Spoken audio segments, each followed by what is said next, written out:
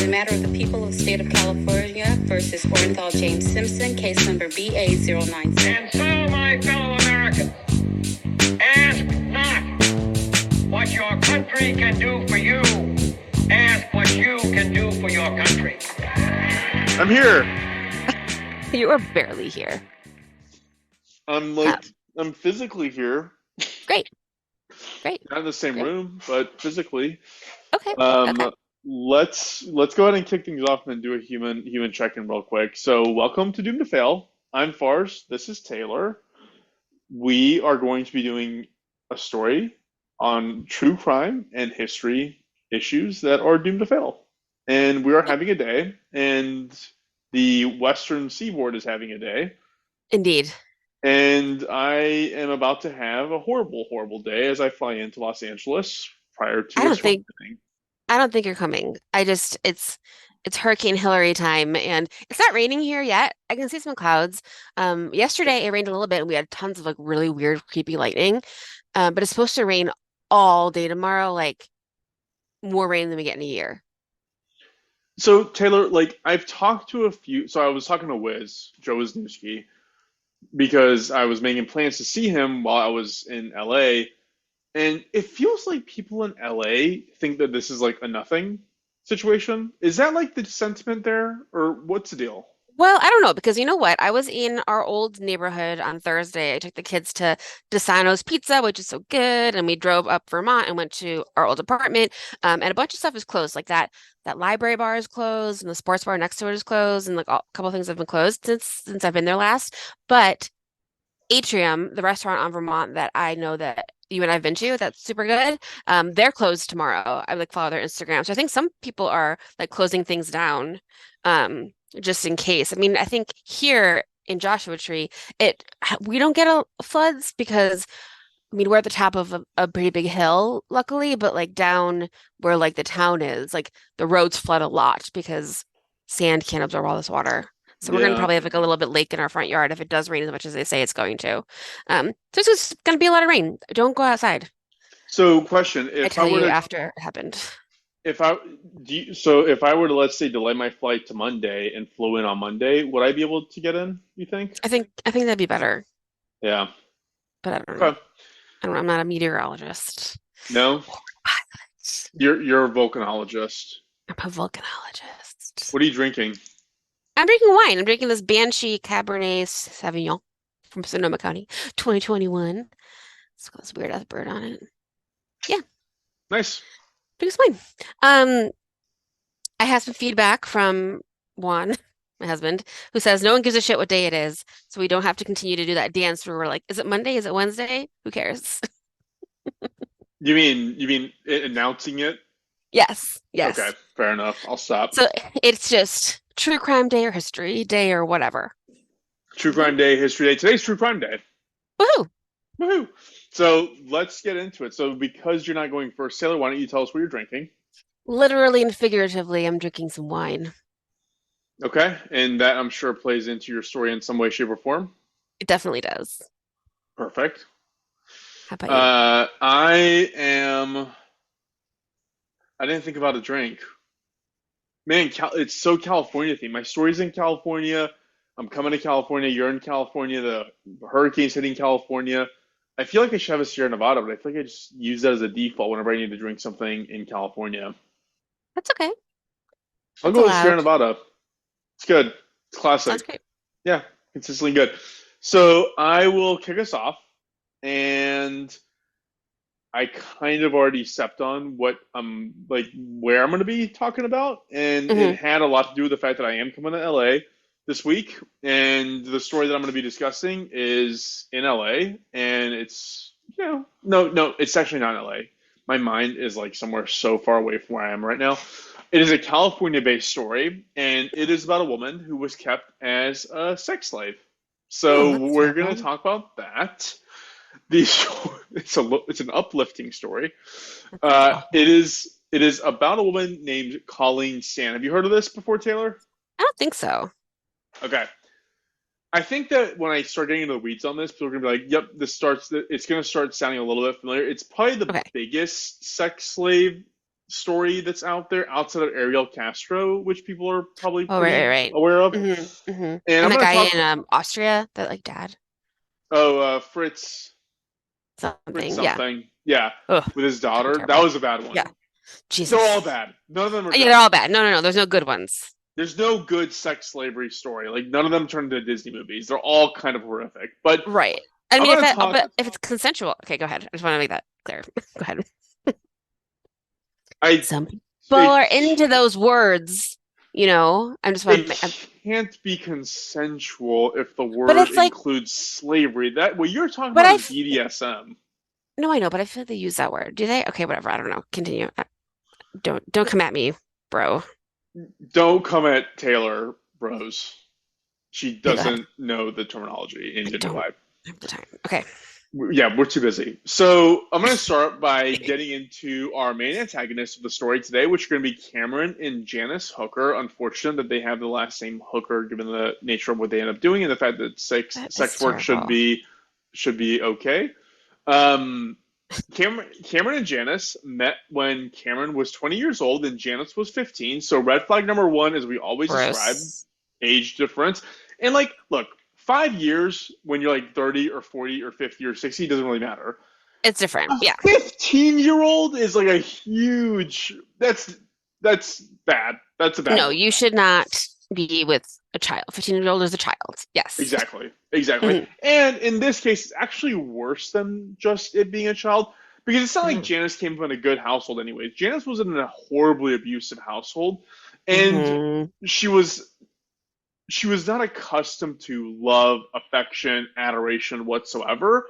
Right. Which, what does that mean? It means like if somebody shows up and they're like, "I love you," and then occasionally punch you in the face, you're like, "This is great. This this must be love. Yeah. It is a huge improvement over what I've experienced so far, so this must be what it's supposed to be."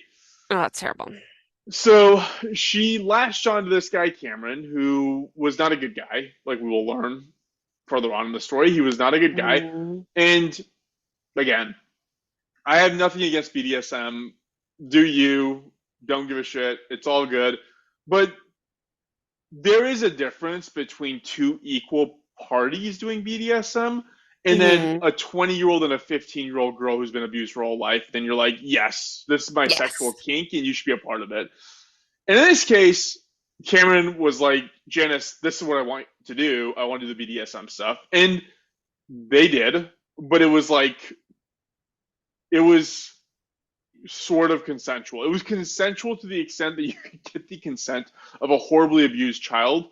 Then in Yes, which that you situation, cannot. it's Yes. consensual. Yeah. Exactly. So it's not. Exactly. So, and also, I should note that all this was going on in the 1970s. So, like, it's not as common as it is today, anyways, right? So, like, it's extreme in multiple ways, I would say. Mhm. And so, yeah, as I wrote down here, Janice was not like she was a willing participant, but not really a willing participant. She kind of just had to go along with it. Right. And by all accounts, she loves Cameron. That they had like what was considered a very healthy, loving relationship. But it was noted later on that she was being beaten quite a bit as part of this BDSM play that they were involved in. So in 1975, the two of them would end up getting married, and after the wedding, Cameron would tell Janice that he had an interest in taking on a sex slave. And by taking on, he was talking about kidnapping and forcibly putting someone in this position. Right. Cool. Cool bro, right? Cool Yeah, guy. yeah, yeah, yeah. That's something you should talk about maybe before you get Or just don't talk about it and don't do it. married. I mean, If we're talking definitely don't do it. hypotheticals, Yeah. yeah, Yeah, yeah, going out hypotheticals here. So yeah. it sounds like Janice really didn't object all that much. I have this mental image of Janice in my mind of like meek, scared. I don't know, like she does Mhm. not seem like a powerful person in this situation. Mhm. But what Janice did tell Cameron was like, cool, yeah, let's do this. You should totally go abduct a woman and make her your sex slave. But I have two contingencies that you have to meet to be able to abduct this woman and keep her. One, you can't have sex with her. Yep, you can only have sex with me. You can't have sex with a slave. And two, you have to stop whipping me as part of the BDSM play. Whip the slave, but not me anymore. Those were the two contingencies. Which, I What's mean, I guess good for her. Like the thing I thought about here was like good for her for having the thought that she has any agency over the situation to put in contingencies. But realistically, did she have any agency? Because we're no? gonna learn later that she really didn't. It didn't Yeah. go the way that she thought. So for anybody who hasn't heard the story of Colleen Stan, there's oh, sorry. What I meant to say was like, if anybody has heard the story of Colleen Stan, there's one detail in the story that I totally did not remember I or feel even like hear about. Go I ahead. feel like I feel like something's coming back, but I don't want to say anything yet. So you say it, and then I'll say if Okay. it's the thing I thought. Okay. Well, if the story, if what I'm telling you so far sounds familiar, this part won't sound familiar because this part shows how elevated the situation was outside of Hmm. Colleen's story herself. So in 1976, Right. Cameron and Janice picked up a hitchhiker named Marie Elizabeth Sponhake. Elizabeth had gotten into a fight with her boyfriend at some flea market and decided that she wanted to walk and then later hitchhike home. Hmm. The the hookers picked her up and Cameron bound and restrained her as she was trying to get out of the car. Basically, they reached her destination and she's trying to get out. He like grabs her from behind and like restrains her and everything. Oh my God, I was just gonna They say Farz. Can you don't say hooker, say sex worker, but I understand right now that that's their last name. that's why I said it was unfortunate It that is. they're It is. called a hooker. Probably has to do with fishing. Okay, continue. Um, so we're on the same page. We believe the same thing. It's just like the Yeah, nomenclature is yeah, yeah, yeah, problematic. yeah, yeah, yeah. No, no, no. I Yeah. get it. So they end up taking Elizabeth back to their home. Cameron takes her out in the basement. He strips her naked, bounds her wrists to the rafters, and basically starts torturing her, like whipping her, hitting her, putting cigarettes out on her, stuff like that. How old is she? She, I don't know. She was young. I remember she was young. It was somewhere between 16 and 18 years old. Like she was in that kind of age bracket. This is the 70s. 16-year-olds go to flea markets with their boyfriends, then hitchhike home, apparently. Yeah, yeah, yeah. Um, Elizabeth would be screaming throughout this entire ordeal, which really pissed off Cameron. Like he was trying to get her to stop screaming. And so to do that, according to Janice, he strangled her to death and then buried her body in a nearby park. That'll get someone to stop screaming. So the hookers were never Ugh. prosecuted for this crime. It's a proper noun, damn it. God damn Um, it. Okay, continue. the hookers were never prosecuted for this crime. We only know about this because later on, after everything I'm going to talk about here was revealed, Janice told the police this story. They ended up searching for Elizabeth's body and never found it. And so this girl, Elizabeth, actually went missing and was reported missing by her family at the time that Janice says that they picked her up, but they could find no evidence of it outside of what she said. Cameron Hmm. obviously never confessed this, and so nobody was prosecuted for this. Like by all accounts, the girl disappeared, presumed dead, never found her body, never knew what happened to her. So that's Ugh, that. That's kind of like sucks. the end of it. Hmm. And so the only reason this kind of came to light was because of the story of Colleen Stan. So getting to Hmm. the victim side of today's story, in 1977, Colleen was hitchhiking to her friend's birthday party. Every write-up of this story that you end up reading about later on is going to talk about the fact how when she was hitchhiking to her friend's party, two men, on two separate instances, men would stop and offer her a ride, and she would refuse them, and she chose the hookers because There's they a woman. there was a woman and a baby, Ugh. And a and baby. yeah, they had a baby at this point. They had one, God damn it. and all these stories are like I love reading these because they're like, isn't it ironic? Like it's a fucking Alanis Morissette thing of like she could have gone with one of these other men. That's I was like they would have probably fucking killed and raped her too. Like why do we think that they were Yeah, not going to nothing is also do? safe. Nothing is safe. 100. Yeah, Like you're not wrong. she's not an idiot. She actually made probably the most rational decision in that situation because those guys probably also would have tried to kill her. Yeah, no, Um, totally. so yeah, she ends up seeing the hookers. She ends up seeing that Janice is in the car. There's a baby in the car. Like, this is safe. I'm going to get in this car. So she gets in the car, and at this point in the ride, they're going to this ultimate end destination, and they have to pull over to a gas station. They have to get gas. Colleen has to go to the restroom. And when she comes back to the car, there's a box sitting in the back seat next to where she was sitting. She would later talk about this as having this thought. This is a quote that she says that goes, "A voice told me to run and jump out a window and never look back." End Mm. quote. And she's just like, that thing in the back of your head, like, this is fucking weird. This is fucking weird. Like, do something, do something. Mm-hmm. And you just kind of ignore it and push it aside. Like your intuition basically telling you what you should be Mm-hmm. doing, and you don't listen to it. That was what she was experiencing. But she gets in the car anyways, and the hookers don't say anything about the box, and so she doesn't either. It seems like whatever, they just put a box here, it is what it is. Is it And like, so okay, they move explain on. what does it look like? Exactly what I'm going into. So Okay. describing the box. Oh So no. it looks to be about, I didn't have exact dimensions on this. I was basing it off of the images that I found of it and next to a guy Mm-hmm. holding it. It looks to be about 18 inches all around, like a square box, 18 inches all Okay. around. It is wooden, like, and not like not plywood. Like it's not compacted wood. It is like Mm-hmm. solid wood.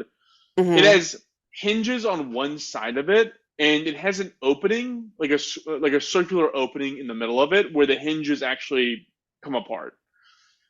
Inside is full of foam. Like there's a hollow area in the middle, but it's full of foam, and it also weighs approximately 20 pounds. It's big.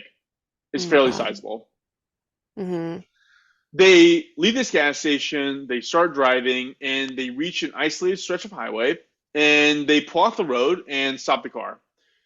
Janice takes the baby and gets out of the car, and Cameron turns to Colleen with a knife, handcuffs her, and then tells her she has to put the box on her head. Oh my God. He straps the box to her. This is Again, terrible. she's a tiny girl. This is a 20-pound box, so, and also they don't want her to be upright anyways. Her head is like forced down into the back. It's like she's laying down in the back seat with this box strapped to her head. So That he she can't. like took the time to like build it. Yes, Cameron was actually a pretty good carpenter. He's gonna build a lot of stuff, like everything. Okay, so again, 1970. So right now, you could go to, what's that place in Hollywood called? Pleasure Palace, Pleasure Chest, Mm-hmm. or whatever. Sure. You could go to any number of these like high end sex stores and get all manner of like BDSM equipment. This is the Mm-hmm. 1970s. There is, everything is DIY for a sex dungeon. Like there is no ordering anything on Mm-hmm. Amazon. There's no Adam and Eve. There's no Treasure Palace. None of that stuff. Like you are building this stuff all on your own. And Cameron built all this stuff on his own, and there was a lot of it too. There's pictures on out there of the stuff that he had put together. It actually looks pretty well. Like he's a good carpenter. Like I will give him credit for building quality sex torture equipment.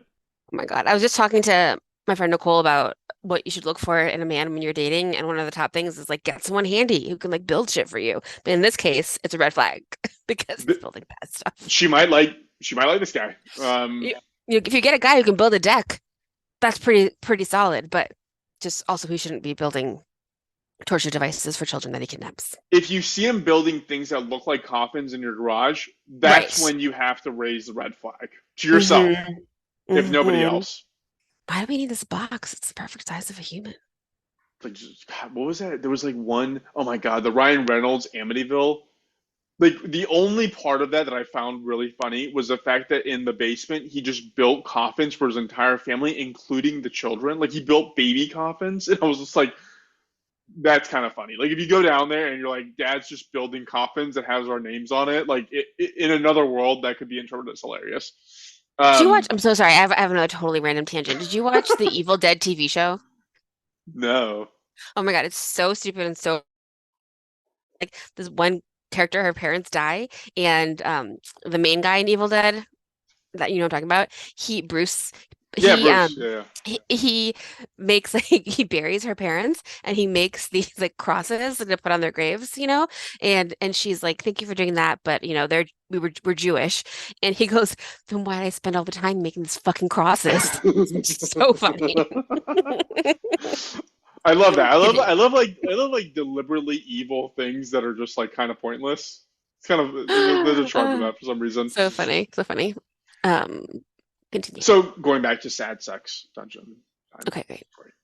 We're serious, Taylor. It's a Oh my God, I serious just laughed out podcast. loud. Damn it. What if you named your sex dungeon the sad sex dungeon? Aw. You wonder, Come like, into come this bad on, sex come on, session. pick it up. Um, so we're at a happy sex dungeon for Cameron, not for anybody else. Right. But they get back to their home, and again, Cameron straps Colleen to the rafters, whips her, beats her, does all that stuff. Apparently, Janice is in there watching him do all of this. And then afterwards, they end up having sex in front of Colleen, which is just so gross. It's just like so perverted and gross. It's like, what are you doing? Like, it feels like one of those moments when it's like, oh man, what in life led me to this point where this woman is screaming naked and terrified, bleeding that I've kidnapped, and now I'm having sex with my partner in front of. It's so weird, so Where do weird. you think, do you think that's happening? How many places is that happening right now in the world? Like I'm gonna 10? talk about that. I'm gonna talk Okay. about that Okay. because Taylor, we're so alike. Like literally, as I I was researching, know. I was like, how common is this? And Right. so I mean, they find each other. Okay. I'm gonna Okay, get to I'll let you get this. to it. Okay, cool. So after they end up having sex, they put her in a box, and this is an actual like this isn't the head box. This is an actual giant box, and it's a box shape, meaning she can't lie down in it. She has to sleep sitting up in this confined box, which Oh my sounds fucking God. terrifying. It sounds Literally every fucking worst nightmare. terrifying. Later on, Cameron would do like he would build her a better box. Like the Ritz Carlton version of this is a box that's like a little bit bigger than a coffin. She could lay down in it, so she could actually go to sleep. So that was God. that was a step up. Ugh. Anyways, it's all in all, all of it's worse than not being in a box. But like there are gradients of which box you'd rather be in, and I'd rather be in the coffin than the box that you have to sit up in. I think, That's fair. right? Yes. Thank you. It's worth noting that Colleen ended up being their sex slave for 7 years. Oh my God. So, what I'm going to describe is basically the highlights of her experience and not indicative of her day to day life. Her day to day life was basically torture, beatings, whippings, rape, sleeping in a coffin, cleaning the house, taking care of the kid. But like it lasted 7 years. Like, I mean, you can't go into every Weird. the podcast would be like 7 years long if I went to every detail of what she actually experienced from a torture Yeah. perspective. Just assume it was all bad. But I'm gonna punctuate the interesting facts of the story as I go through this description. Okay. So about a year after all this started, Cameron would allow her to come out of the basement, and mostly this was to help with chores around the house, which Colleen had to do nude.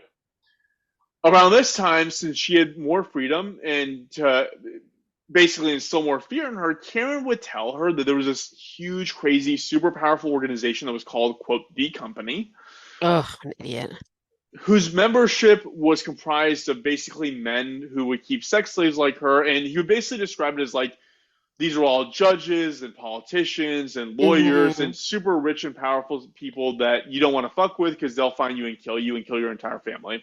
So he was trying to like instill this fear in her that like there's a Mm-hmm. thing bigger than me. So escaping me doesn't actually escape Save your you. Yeah. situation. Exactly. Okay. They gave her a contract to sign that basically promised that she would not run and that she would be beholden and belong to Cameron and be a sex slave forever. He also told her that from here on out, as part of being in the quote the company, she had to wear a slave collar and she had to rename herself K, the letter K, not KA, not like K Jewelers. Got it. So she does this. She signs with an X because apparently it's all the standard bullshit of like take away your Right. identity, all that deconstruct. It's cult stuff, right? Mm-hmm. So her living circumstances kind of changed now that she's kind of this official slave. He created a new box for her to sleep in and put it underneath his and Janice's bed. Ugh. Occasionally, they would have threesomes where Janice got involved as well, and she was able to sleep in bed with the three of them together. Regardless, she was regularly beat, regularly tortured, and she was basically made to be their servant and take care of the house and the baby on an ongoing basis. That was kind of her life. Mm-hmm.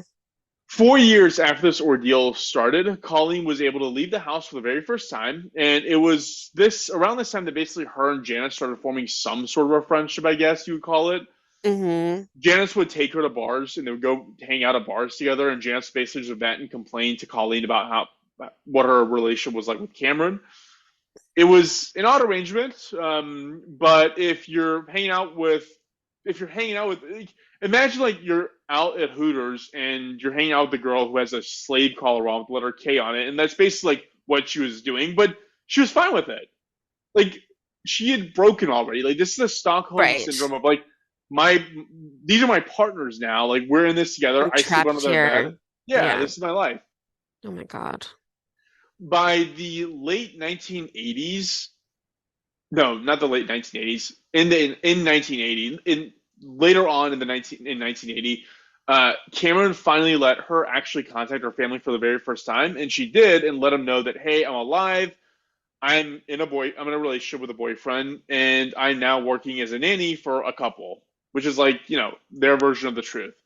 And a Hmm. couple of months after that, her and Cameron actually went to her parents' house for a visit. Whoa. Cameron was introduced as her boyfriend, Mike, and they actually spent the night there. And there's a photo of them at this get together, and like they do look like they're a happy couple in a happy relationship. This guy looks really creepy though. Cameron looks super creepy. He looks like What? a wet, creepy. Like he looks like that guy. Remember that? God, what was that Netflix show? That was the most incredible Netflix show where like there was this family. There was like this husband, wife with a daughter, and then this neighbor guy ends up sleeping with the wife, Oh yeah, then yeah, yeah, sleeping yeah. with the husband, and then abducting the kid. Remember that? Abducted in It's like plain sight. yes, yes, yes, yes, yes, yes. Oh my Do God. you remember when the husband starts talking about how he like jerked the guy off in his car? And you're like, What the what? fuck You did is what, wrong sir? with you? It was And like like he after said he that out like, loud. dude, Also, unbelievable. you couldn't get that out of me with fucking torture. He's already fucked his wife, raped his kid, and then he's like, he came to my flower shop and I jerked him off in my car. It's like, what are you talking about? What? Like, Oh my what power did God. this guy have? Like, imagine that guy could have taken over the entire world if he had that kind of power. Unbelievable. Anyways, that's what this guy reminded me of. He looked like that. Weird aside. Check that out. Abducted in plain sight. Unbelievable story. Just fast forward to the part where the guy says he jerked the guy off in his car. Moving on. Bananas. Moving on. So once they get back home, for some reason, Cameron starts taking away the privileges that he given Colleen. She has to end up going back in the basement. She ends up having to get whipped all the time. She can't walk around free and do her own thing. For whatever reason, I think maybe he thought like she's getting too comfortable.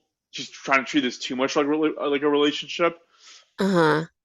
Regardless, in 1984, Cameron tells Janice that he wants to take on another slave. Somehow, in the middle of all this, by the way, they're still going to church. Like they're like all three are going to church. It's unbelievable.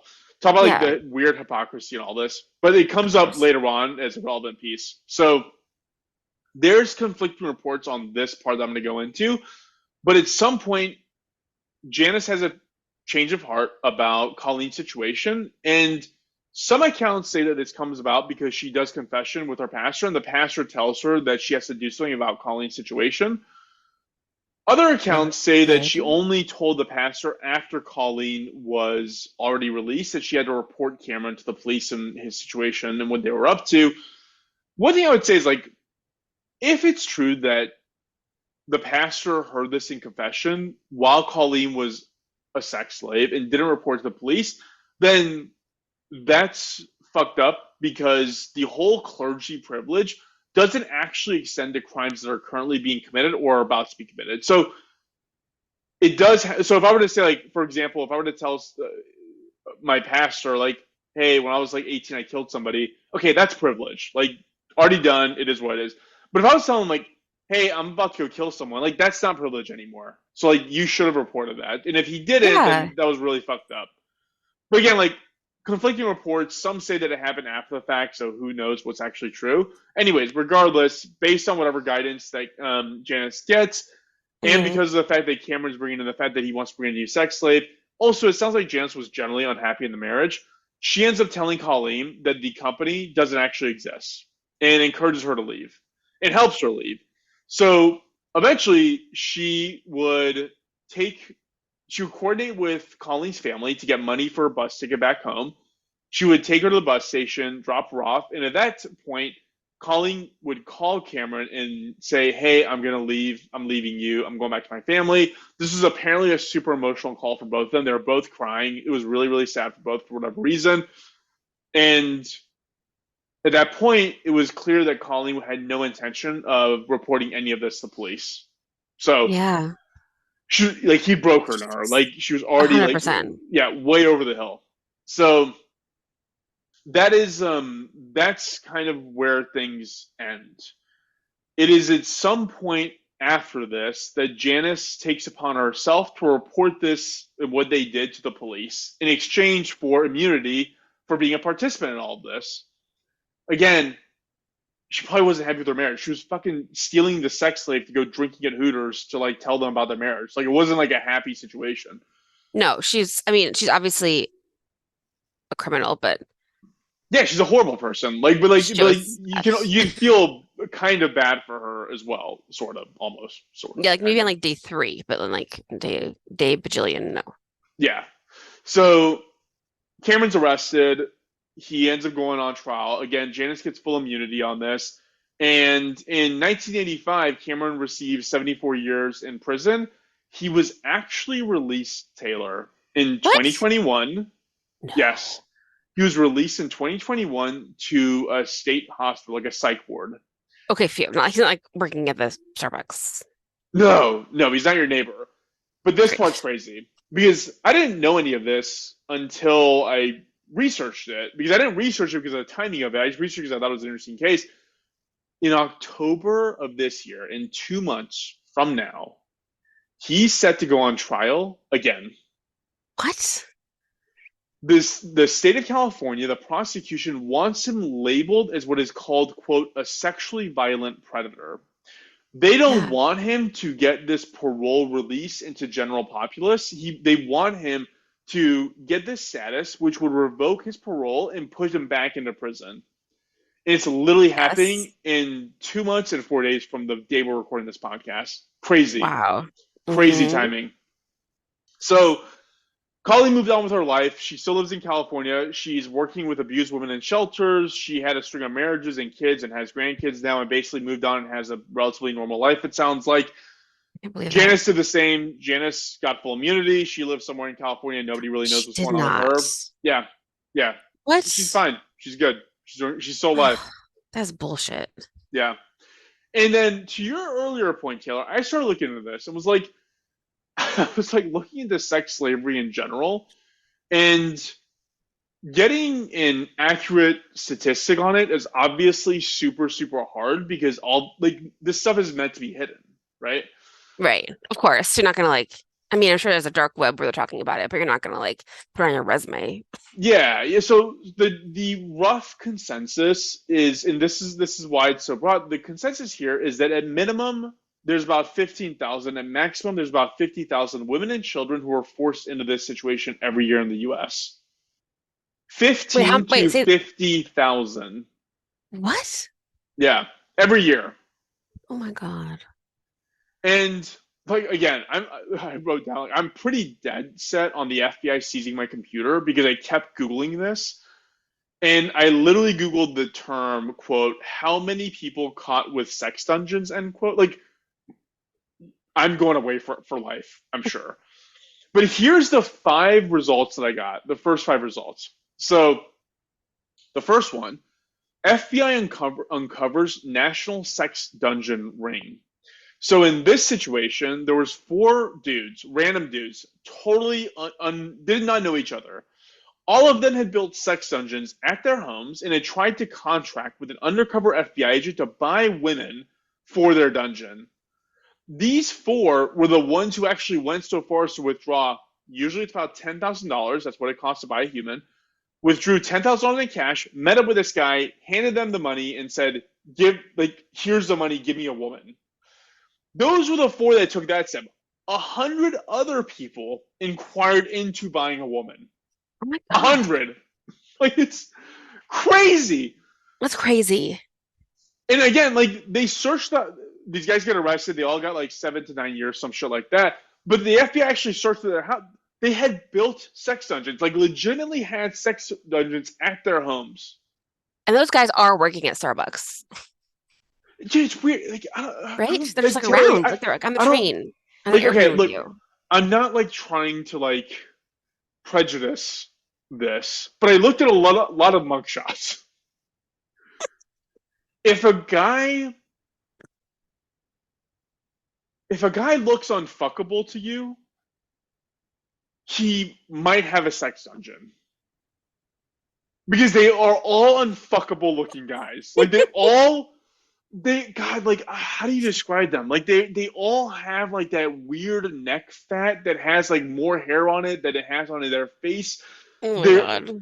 they're all just gross looking virgin dweeb fucking dipshit They're probably getting on like a bunch of incel message flabby. boards. They're Yeah. flabby. They're losers. Like I don't know why they're able to own homes, buy homes. They look like fucking like just sexual deviants. Like I don't like all your so women. I will say this. I can speak to the women directly. I think all your prejudices of men are true. Like if a dude looks like a fucking rapist, he's probably a rapist. Like look at the mugshots of these people. Just Google again. You can have your computer seized at the same time that mine gets seized. Just Google sex dungeon caught or whatever, I'm gonna and do this then in an incognito window. I did all of it incognito, and then go to the images. Tell me if any of those guys look fuckable. None of them. Taylor's literally looking up sex dungeon caught. I mean, I guess I think I did. Oh my God. I do see one. Yes. But I also like you, I also believe that like if you have a good personality, Okay, okay, do this. Look up Ariel Castro. Ariel Castro is the quintessential one of yeah, these dudes. Okay, that guy's 100% unfuckable. Look up, yes. look up, look up a picture of Leonard Lake. Again, a guy who had a fucking sex dungeon on a ranch. Tell Yes, I me get I 100% know what you're saying. they all look like this. They all uniformly have a round face, weird small beady eyes, a little too much fat on there. Like they're all like. Anyways, all your prejudices are accurate. So Oh my carrying God, on, being a woman is so hard. Everyone's dude. trying to murder you. This goes on. So number two, the number two story was hotel owner arrested on sex trafficking charges. Dash had sex dungeon.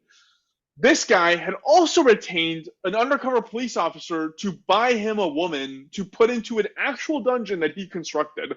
The third result was an article on the second guy who got 29 years in prison for trying to buy a woman.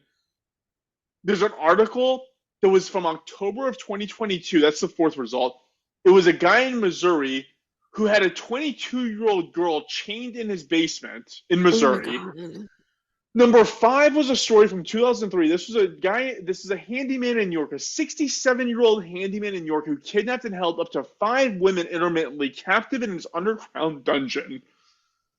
I mean, it's just so scary. I remember one time this is this is not scientific, but they like found some bones of a missing woman, but a missing girl, but when they found the bones, the DNA matched her, but they were older. So like she had been kept for like Yeah, 10 years and then ran away and died.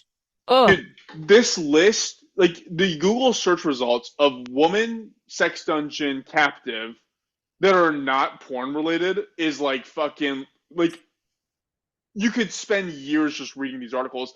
And I was oh thinking my to myself, God. I was actually thinking to myself, I was like, the last time I heard a story like this was Ariel Castro. Ariel Hmm. Castro, I think that for the general public, that's the last time we heard a story of a sex dungeon guy getting caught. And I was just like, why aren't we like hearing this stuff? I was like, dude, maybe we just like short circuit a wire. Like this seems like it's so common that they're getting caught so frequently that like we're just like, it's boring, fucking old news. I legitimately think it's just old news, and we're just like bored of hearing about it. But it sounds like it's happening a lot. So women just fucking carry mace, carry pepper spray. The guy that gives you weird vibes, you are right. Do not fucking Yeah, go home with them. definitely. If it gives you weird vibes, he's weird. Trust your Yeah, gut. trust Yeah, your gut always, ladies, always. always. Always, always, always. Yeah, I also been seeing so much stuff on Instagram of like, um, men being like, oh, like I, went for a walk at midnight in the city. It was so nice. And women being like, fuck you. Like we can't do that.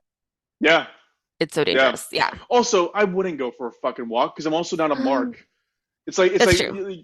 also those guys are kind of dumb. It's like I'm not gonna like you remember when we were living in LA and people would come in to like do trainings and they're like, yeah, I just went for a walk and like I just ended up in Skid Row and it's like, dude, I wouldn't go to fucking Skid Row with a machete, a gun, and grenades on me. Like I remember I tried to walk through Skid Row one time. I didn't try, but I was like, I was so used to New York being like, oh, this thing's a mile away. I'm gonna walk there. And like one of my first weeks or months in LA, I joined like the Planned Parenthood like council, and I was going to a meeting that we had that was like a mile from the office, and I was like, oh, I just have to like walk up here, and people were like, no, Kyle drove me there. He was like, absolutely not, no, get in my car, and he like yeah. wouldn't let me walk there, and I was like, oh, I thought I could. He was like, nope. I was like, oh, okay. Well, I think that's how most people end up walking through Skid Rows because they just like Google it and they're like, but Google got smart and later on they actually put on the map that this is Skid Row. Like they wrote Skid Row Yeah, on it. And like I'm not trying to like be shitty about like people are poor, people have substance, whatever. Like people, humans are yeah, humans, but you also don't need to like invite being fucking murdered, assaulted, and killed into your 100%. life. Yes, please don't do that. So, yeah, that's the red flag when a guy gives you a creepy vibe, go with it because maybe he's having an off day, maybe he's dope as shit, but Who why cares? risk it? Why No risk waste. it Why risk it? Exactly. There's plenty of people out there who do construction and carpentry for good. for good? Yes, they're They can not build you a building, fence. but if they do end up, if there's a murder or suicide, at least you know that he can build your baby a coffin, which is kind of nice. Hmm. I don't love it. Now I'm trying to look at the bright side of everything, Taylor. So that's my Don't love it. story. Oh, Taylor, I just, oh, go what ahead. did you think? What did you think of it? Like, do you remember this story at all or no? I do. I think I remember the box part like in the middle of it, and that just scares me so much. I think I've talked about this before that like being buried alive was something that I was like legit worried about in the 80s because that was like all over the place. So people get kidnapped and buried alive. I don't know. I felt like it was like on TV all the time. So just like being in that coffin for years, essentially, is so Awful, scary. So scary. awful. Oh my God. Yeah, not a Yes. fan. Not a fan. It's actually one of my worst fears ever. Like I Yeah. don't even know how I'd possibly cope with that. But Yeah. it sounds like she did. I mean, humans are adaptable, and she ended up kind of like being okay with it and fall in Wow. love with the guy. And she would. Yeah. I mean, again, if it wasn't for Janice, he would never would have gotten caught for this at Wow. least. So, Can't believe she's anyways, out there. that's our story Yes. for today on the true crime front. I think we've sufficiently terrified everybody into not getting into strangers' cars or trusting the dude who's fucking kind of weird. I hope nobody's doing that. Please don't do that. Don't do it. Don't Yeah. do it. Um, I have one listener mail. Um, I had posted, I went to the Natural History Museum in Los Angeles on Thursday with my kids, and I was in the like early human section, and I did a TikTok, super cool of me, 'cause I'm super cool. But it was like all the stuff that we learned. It was like Homo erectus, Homo habilis, Homo rudolphus, and like it was like they had the models of all the different skulls of the different types of humans. So I was like taking pictures of that and like talking about it. So I think it was cool that I feel like I knew a little bit about it when I was looking at it. And then our friend Andrea, who we used to work with, reminded me of the time that we were forced to watch like a 20-hour video about human evolution to build websites. What was the point of that? I forgot. I didn't. I I was didn't. I out, didn't do it. I was on maternity leave, so I didn't do it either. But like they like were like, we need to think about people as like I honestly don't fucking know. Man, we've had some weird experiences, Taylor. I think we're so close because we trauma bonded from our previous life. It's definitely plausible. That's some weird ass shit, man. Yeah, so anyway, she reminded me of that and we were laughing about it. And that's all. Thank you, And Andrea. thank you, Andrea. And yeah, we are on, our email list is up and running. It's on Substack. You can find it in our link tree on our Instagram. So if you click on there, figure out how to get the emails, and I will try to email at the end of every week to let you know like what our episodes were. Plus, I started to re-release our previous episodes since our first 30 or so were 2 stories per episode. So I am chopping them in half and releasing them on Fridays. So I did Catherine the Great. Is now re-released as a standalone episode, so you can check that out. And if you want to not rely on social media or looking at your apps, sign up for the emails. There you go. Sign up for the emails. Thank you to my dad for being the first subscriber to No. our email list. It was very, very sweet. So it's right now it's like, I mean, some also our friend Thomas from our previous job, he was like the third person to sign up. So thank you to Thomas. So anyway, super exciting. I feel like Thank I you, like that I can Thomas. name the people now. So thank you for signing up. So yeah, find us in all those places so you know kind of what we're up to and what we're doing. And we appreciate you. We appreciate you. And please keep writing. Again, doomtofailpod@gmail.com. You will get an autograph of us when we're famous, Oh my God. as defined by us. Okay, Farz has to get that list. It's on Yes. you, buddy. Yes. On it. So wait, I'm gonna go ahead and cut it off. Thanks, All Taylor. right, thanks, friends. Thanks.